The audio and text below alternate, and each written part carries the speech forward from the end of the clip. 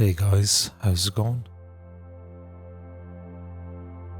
I decided to change things up a little bit in this video, and I moved my drawing board into the main studio. Get a little bit of that natural light as the weather was quite nice.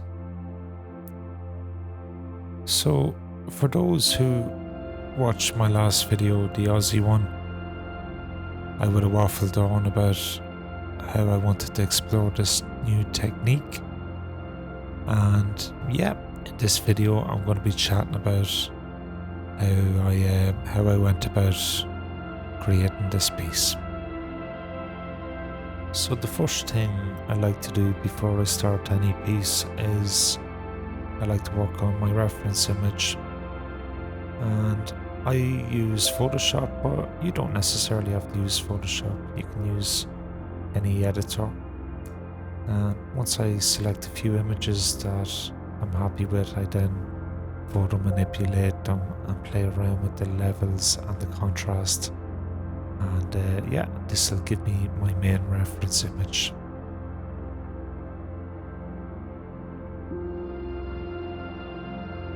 As I mentioned in the last video, I want to play around with a new technique.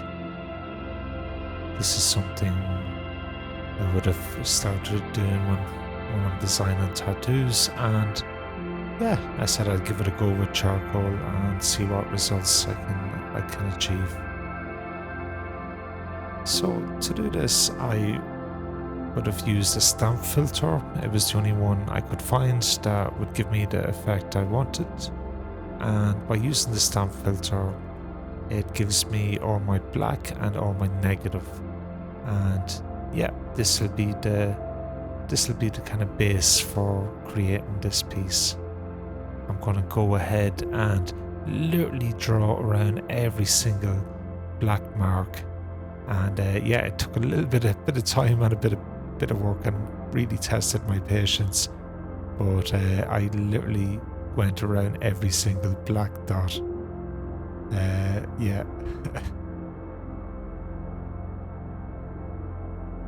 While I was going around and just filling in all the black areas, I remembered a video I watched a while back, and it was on YouTube. I can't remember the artist, but they used artist wax, and I think what they were trying to do, it was they were trying to achieve like water splashes.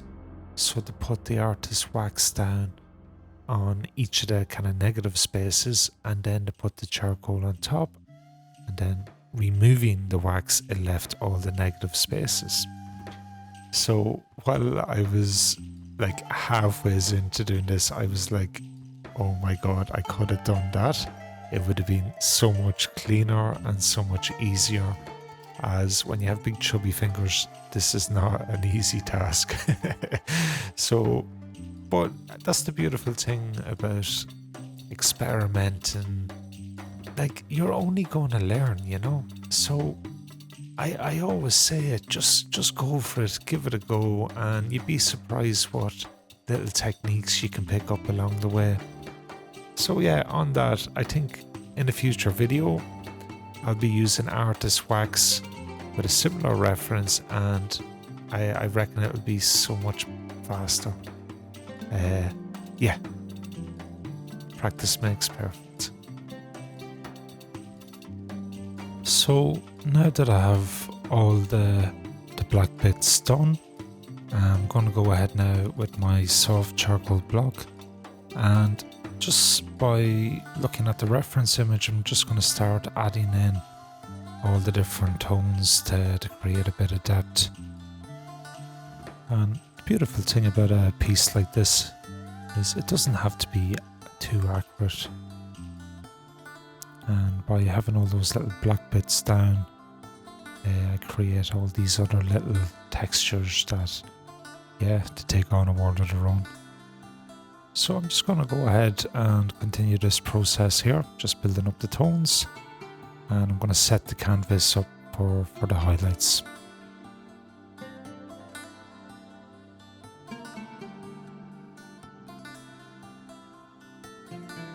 So because I'll be working backwards now, erasing and getting all the textures in, I want to have a mid-tone. I don't really want to have any white on the canvas. So by just lightly running my hand over all the charcoal, I'm going to brush it out and just create a mid-tone. So as you can see, I have the darkest value and the mid-tones. And now it's just a case of going in with the eraser and getting all those little highlights. This is a very similar technique to the one I used in my skull video. It's a slow process, but the results are absolutely fantastic.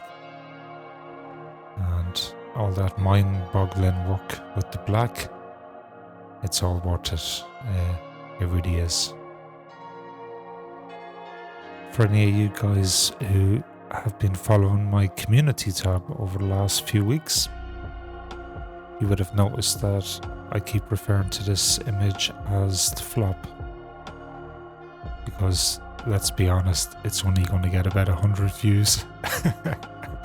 So, yeah, this is the flop. It's an epic piece of work, and I literally, oh man, I've put so much work into this. But you know what? I got a lot out of it, and I know maybe one or two of you guys will also. So you can see here with the eraser, I've etched in a few little markings, and rather than using the flat edge, I now have little bumps, and when I run the eraser, this will create little textures. I always find when I'm using the eraser that this is when the whole image will really start to come to life, and it will take on a whole different form. The reference is literally just there as a guideline, but when I'm using the eraser, that's when I kind of let my imagination take over. And yeah, I decided to move back into the main studio for this bit. And yeah, just take my time and get all those beautiful little textures in. I decided to put a bit of a seal on this, and I'm just using the cheapest Ultra Bond hairspray, just layering it up lightly, and yeah, decided to do it in the backyard. I plan on making another video if I get the chance in the next week, just varnishing this up and getting it ready for, I think I'll probably hang this in the shop. Now, the flamethrower I'm using here, this could be just for aesthetics. I don't even know if it's doing anything, but in my head I did it to try and get rid of any loose dust. But it looks pretty cool, and yeah. But come here, guys. A lot of work went into creating this one, and yeah, I totally enjoyed the whole process, and I really hope you guys did as well. I'll catch you later. One love.